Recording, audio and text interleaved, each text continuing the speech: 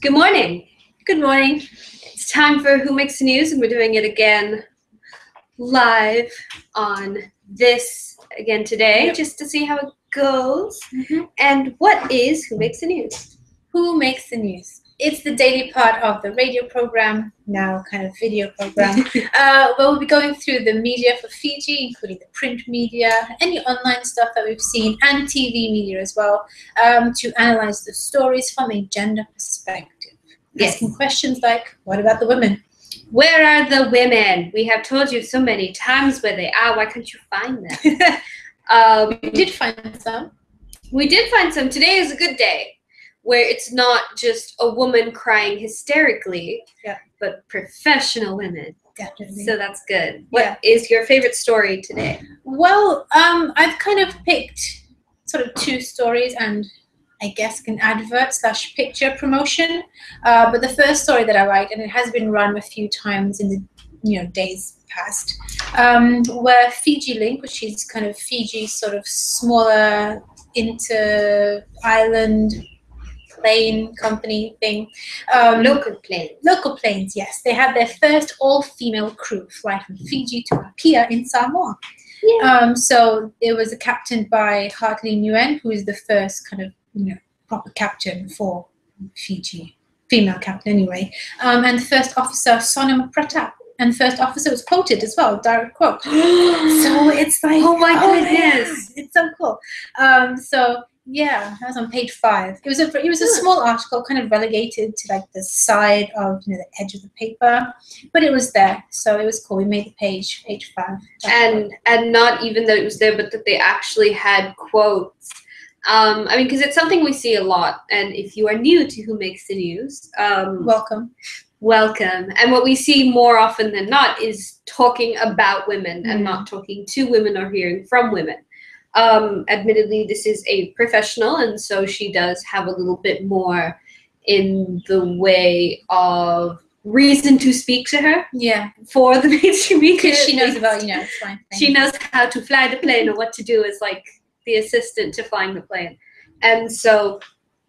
But it's a good trend, and here's hoping it continues. Yeah, but it would be interesting for us to kind of know how many other women sit in those non-traditional sectors of maybe flying planes and stuff. So you always see female flight attendants. Yeah, there's nothing wrong with that. But we're kind of looking at if you were wanting to break the glass ceiling and stuff like that. How many more women pilots sit in Fiji Airways and Fiji Link? And how many engineers do Fiji Airways employ, and even how many women sit on the executive level of Fiji Airways, which I think is about 1 or 2, not many.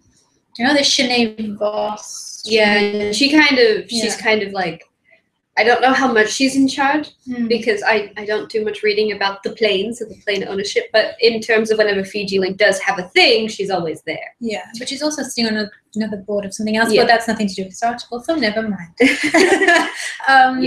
But there's another one to do with, again, women in kind of those non-traditional kind of areas, but in the private sector. So we've got an executive director of Handy Finance, Joyce Mano. She's signing an agreement with Post Fiji, basically to make their services more available for the rural customers by now making their payments available in Post Fiji. Basically, the customers can go to Post Fiji and make their loan repayments, through those systems.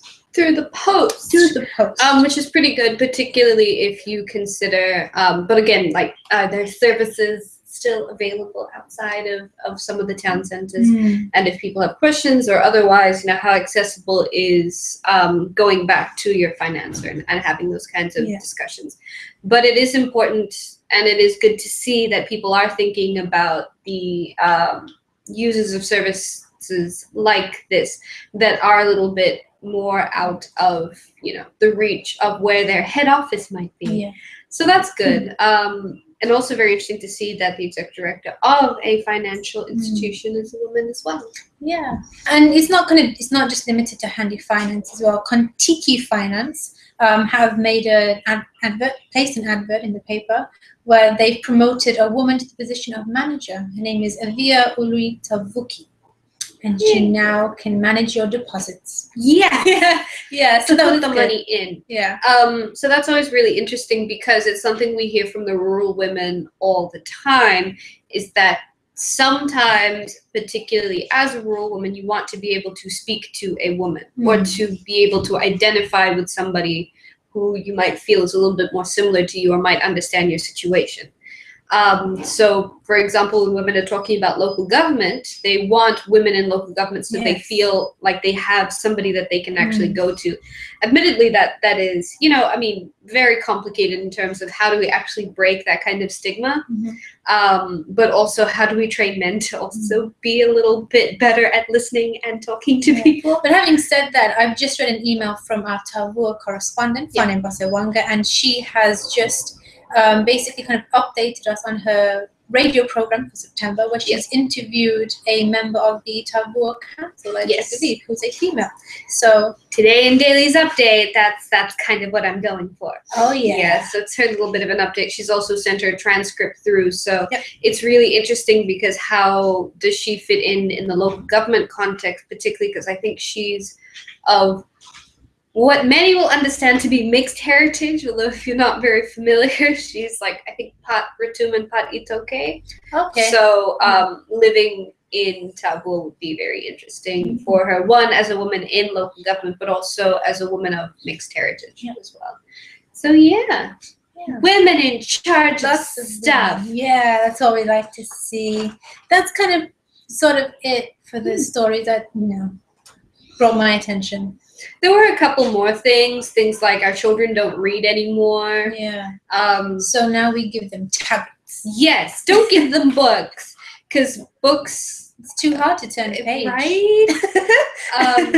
I mean, as somebody who's been reading since they were a kid here, one of the things that I noticed is that good quality books, or just generally books, are, one, relatively difficult to find, two, have become more and more expensive as the years have gone on. So, I mean, if there are families that, one, can't necessarily afford lunch, I mean, how are they supposed to afford books? And then where does the responsibility lie? Should we have more libraries? You know, should school libraries be better stocked?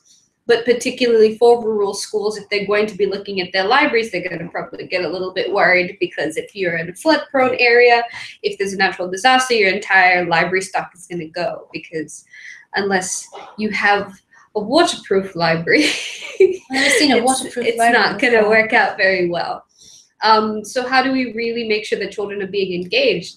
And one of my suggestions is that we have more locally made games to promote reading.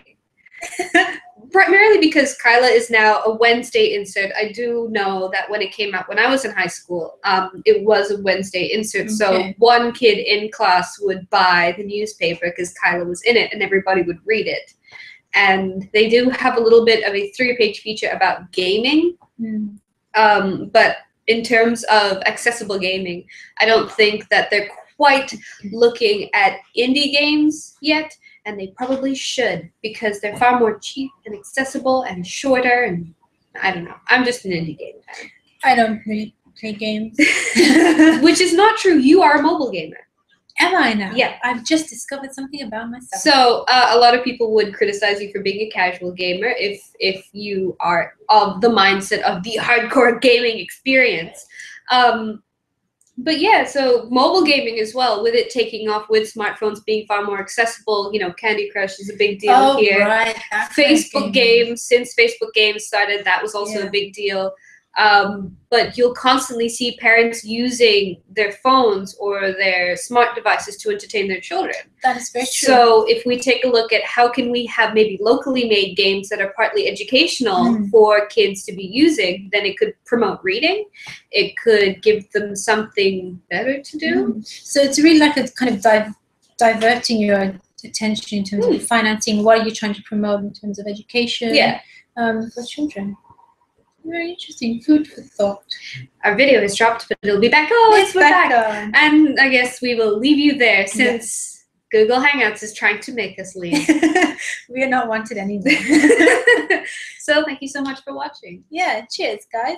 If you have any comments about anything that you've heard today, you can always give us a call on 3318160, or you can send your email to info@familypacific.org.fj. You can even listen to this again, not on YouTube Cloud account, and also check out our other radio programs that we've got playing there as well. And we've got a Facebook page. Go to facebook.com/Family Pacific, like our page, and then check out all the different stuff that we'll be posting daily. And if you're very confused about what we actually do, and if you are a big fan of videos, we have FemVids Ultimo also available on our YouTube channel. So featuring us. Learn a new word. Ultimo means last month. So if you want to find out what we've been up to last month, there's a whole bunch of things, and there's a whole video for that as well. Yep. So thanks so much. Cheers. See ya. Bye.